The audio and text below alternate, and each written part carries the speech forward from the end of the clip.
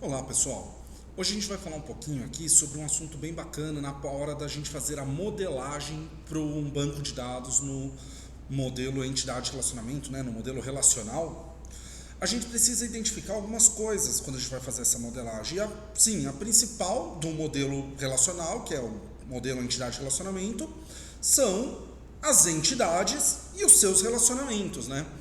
Mas a gente tem que tentar deixar claro na nossa cabeça, antes de começar o processo, o que são as entidades e o que a gente vai precisar abstrair dessas entidades que serão utilizadas no nosso banco de dados, né?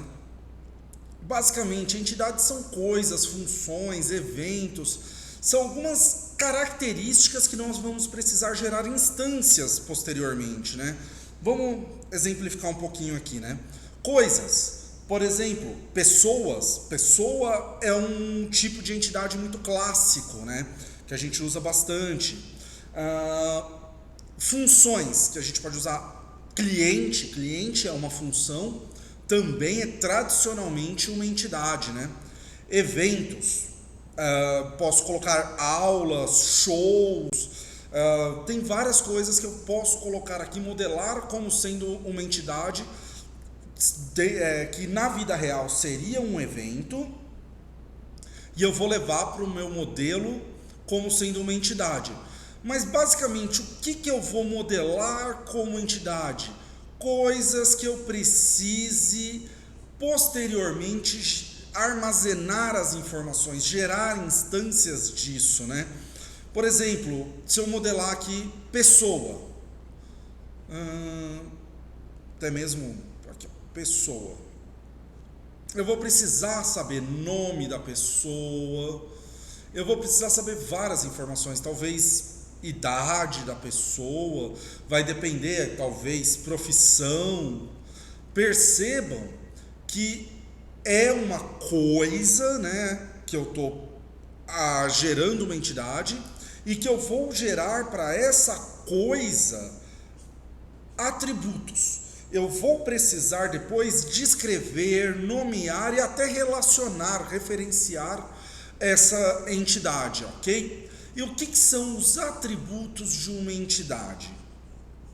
Seriam as características. Então a gente pode basicamente colocar os atributos como três tipos básicos aqui: os descritivos, os nominativos e os referenciais. Os descritivos vão descrever características intrínsecas à nossa entidade. Por exemplo, uma pessoa, a altura de uma pessoa é uma descrição, o peso de uma pessoa é algo que está descrevendo aquela pessoa, né? Nominativo, o nome de uma pessoa, além de descrever, ela ainda nomeia, identifica aquela pessoa de alguma maneira. É um identificador único? Não. Podem existir, como existem outros, Wellington Barbosa Rodrigues. Se fizer uma busca na internet, vocês vão achar alguns. Não é o único meu, porém me identifica. Esse valor, além de descrever que eu sou o Wellington, ele ainda me dá um nome, ele ainda me caracteriza. Então o descritivo seria alguma coisa mais genérica, alguma coisa assim que tem a ver com a minha pessoa, porém me descrevendo. O nominativo, além de me descrever de alguma maneira, ele me nomeia, ele me identifica. Não necessariamente de uma maneira exclusiva, mas tudo bem. E os atributos referenciais, como eu falei, entidades, relacionamentos. Eu vou precisar ter relacionamento entre as entidades. Os atributos referenciais são aqueles que eu vou fazer referência e vou receber referência de outras entidades. É onde vai acontecer aí o relacionamento propriamente. Mas vamos dar uma olhada numa coisa, um exemplo um pouco mais concreto aqui pra gente. Então vamos pensar numa entidade, ela pode ter ali atributo, ela obrigatoriamente tem que ter ali um atributo único, uma chave primária, que é um atributo identificador de cada uma das instâncias ali, cada uma das ocorrências que eu colocar dentro no registro de cada da entidade, né? Aí tem atributos textuais, numéricos, data e hora, e o atributos de relacionamento, etc. Vários modelos aqui que a gente, conforme vai modelando, fazendo abstração, identificando, a gente vai categorizando. Um exemplo aqui de uma entidade que a gente pode gerar: pessoa. Como que eu descrevo uma pessoa? Eu posso usar como identificador único aqui, né, com aquele chave primária, O CPF, que nem eu falei, o nome, o Wellington Barbosa Rodrigues, podem existir vários, mas o meu CPF só eu tenho, é um atributo nominativo que pertence a mim como sendo único, exclusivo meu, então nunca vai se repetir para outra pessoa. Se falar esse CPF, obrigatoriamente sou eu, então eu posso usar como uma chave primária. Qualquer outra entidade que precisar se relacionar com a entidade pessoa, se passar o CPF, vai acertar um registro único e exclusivo, ok? Nome, tradicionalmente, é um texto, né? Quantidade de filhos é um atributo numérico, clássico. Data de nascimento é um atributo do tipo data e hora.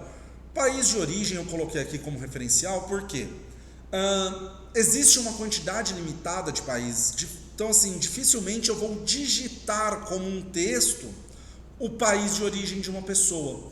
Normalmente eu vou ter uma outra entidade chamada país, com toda a descrição do país, e nessa entidade eu vou fazer referência. Então o país de origem é um atributo tipicamente vindo de outra entidade, um atributo de relacionamento ali, né?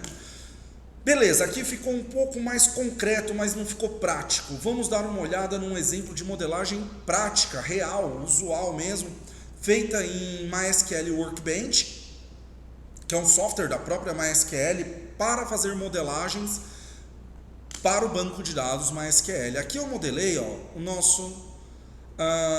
nossa entidade pessoa. Vejam, CPF como sendo um char, que seria um texto com uma quantidade rígida de caracteres, ou seja, o CPF sempre vai ter 11 caracteres, não vai nem para mais nem para menos, então o char é o mais adequado para esse caso.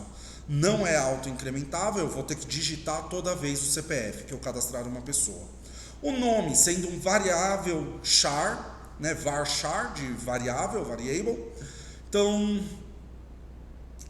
com até 100 caracteres, ou seja, pode ser menos de 100, porém ele vai ter no máximo 100. O quantidade de filhos não é obrigatório, que nem o nome e o CPF são obrigatórios. O quantidade de filhos aqui, not null, não é obrigatório e é um inteiro. O data de nascimento é do tipo date, também não é obrigatório. Agora, o país de origem, que aqui colocou país e de país, esse é obrigatório. E, ele vem de outra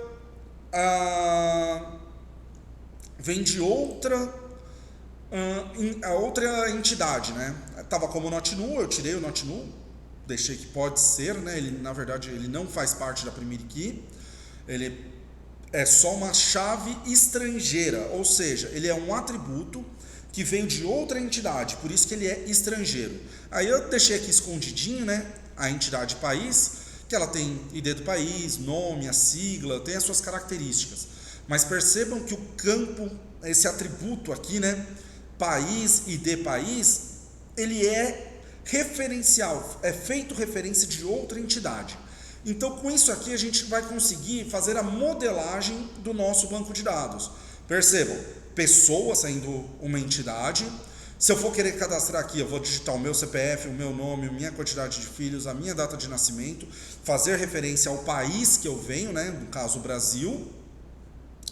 Com isso eu vou gerar um registro ali, eu vou gerar uma tupla referente a uma instância de pessoas, né? Então vai ter uma pessoa ali com esses dados, que foi o que eu identifiquei que era importante durante o processo de abstração.